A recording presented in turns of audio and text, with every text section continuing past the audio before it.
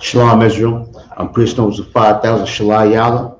I represent the Israelite School of Universal Practical Knowledge under Commander Junior Hanna. We've been out here on these streets since 1969. And of course, you should know that we're out of 1 West 125th Street in Harlem, New York. Now, real quick, just wanted to come to you guys, to come to everybody, just to let you know that in these times and forever times, we should always trust in the Lord. You understand? We've trusted in everybody else. We trusted in our parents, they let us down. We trusted in our friends, let us down. Trust in your job, let you down.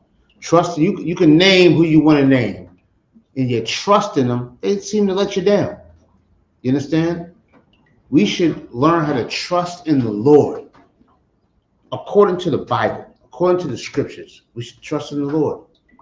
You understand? Because he is the one that can pull us out of this bondage that we're in, to pull us out of this slavery that we're still in. And you might say, how are we in slavery? We're still slaves to drugs. We're still slaves to gang violence.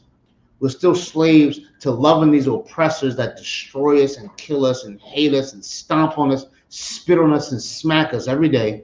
We're still in love with that. You understand what I'm saying? That's bondage to be in that.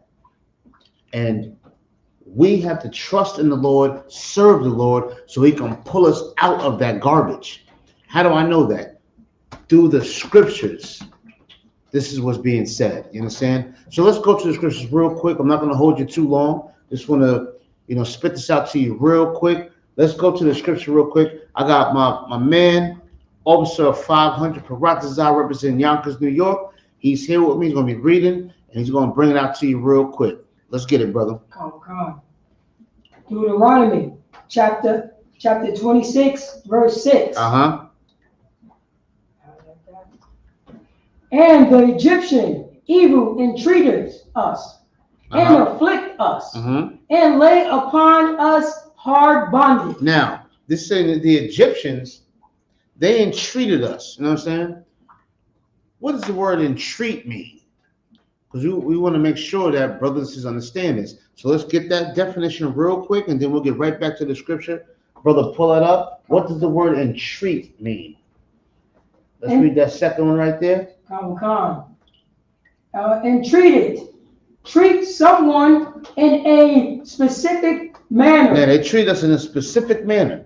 Obviously, this manner was not good, because especially if we're in bondage, it's not good. So they treated us harshly. They treated us bad. This was the specific manner in which they treated us, was harshly and disgusting and bad and evil and nasty and disgusting, the same way the oppressor treats us to this very day, with the water hoses and the German shepherds and the systematic racism. The same way we're treated today, that's how the Egyptians treated the real Jews back then.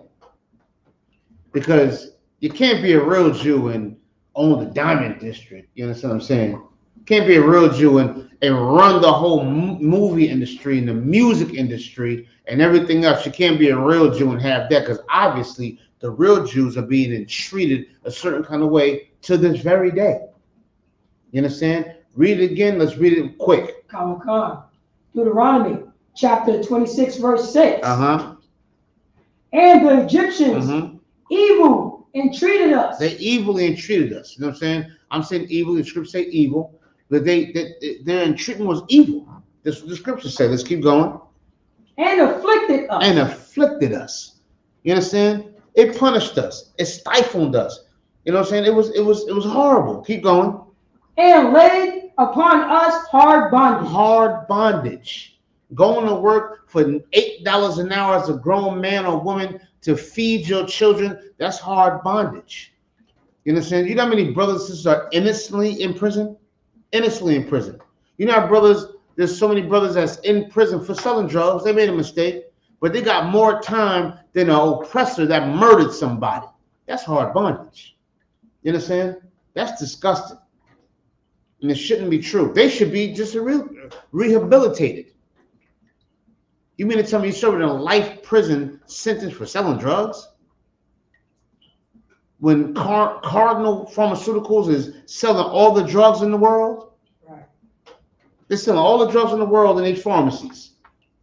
All the drugs in the world in the pharmacies. But meanwhile, a black or Hispanic man, or a black and Latino man, or Native American man, or woman has to go to the prison for the rest of their life to give them a RICO charge, which means you've been running a continual like drug enterprise, or whatever the case may be. Forgive me for getting it wrong as far as the acronym is concerned, but this is what's going on.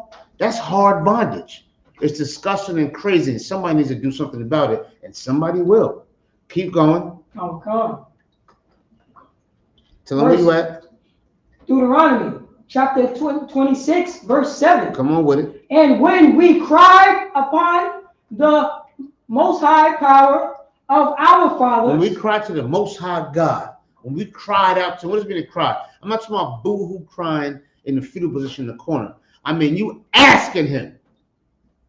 Feverishly, you're asking him. Aggressively, you're asking him. You're begging him. Go ahead. Oh, come. Mm-hmm. The Most High heard our voice. He heard us. Let's see how he heard us. Keep going. And look on our affliction. He's seen the pain. Even though we were in this situation because we were living a lifestyle that was against what he told us. We were bad children to a bad parent. But yet and still, when we cried out to him and said, please forgive me for what I did to you. Please take away this pain that's been inflicted upon me. As a good father, what did they do? Keep going. Or what did he do? Excuse me. Keep going. Come. And our labor and our oppression. He's seen all of that. He's seen how he was working, how he was destroyed. He's seen it. He's seen it. Even though we deserved it for being disobedient children. Keep going. Come. Verse 8. Come on with it. And the Most High brought us forth out of Egypt with a mighty hand. With a what? Mighty hand. He brought us out of that bondage, out of the oppression, out of the affliction with a mighty hand. What does it mean to have a mighty hand? That means I smacked the bleep out of you. No, you understand? That's a mighty hand, which means the Lord said, you know what? I'm going to deal with this people for dealing with my people the way they dealt with them. Can you dig it? Can you understand what I'm saying? That's what the Lord did. The Most High God did that. He dealt with those oppressors, with them slave masters, with those taskmasters, with those kidnappers, with those real drug dealers. He dealt with all of them with a mighty hand. If he did it once, guess what? He'll do it again. Keep going.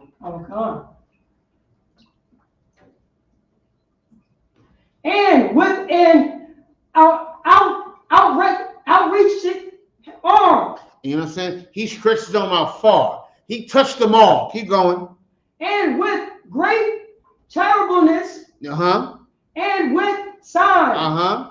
And with wonders. You understand? It was terribleness and there was signs.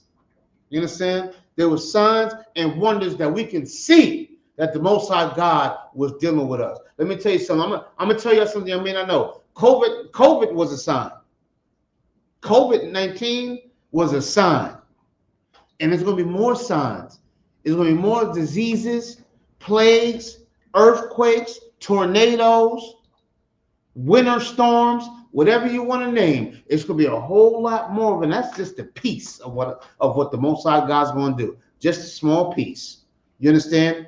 Serve the Most High God. Trust in the Most High God. And the only way to do that, the only way to do it is to be affiliated and joined with the Israelite School of Universal Practical Knowledge under Commander Junior Hana. We serve the Lord for real. We are not playing with this. You understand? With that, Israel, I say Yahweh B'Shem Yashar to the brothers, Yahweh Shema Athan B'Shem Yashar to the sisters. Shalom, Israel.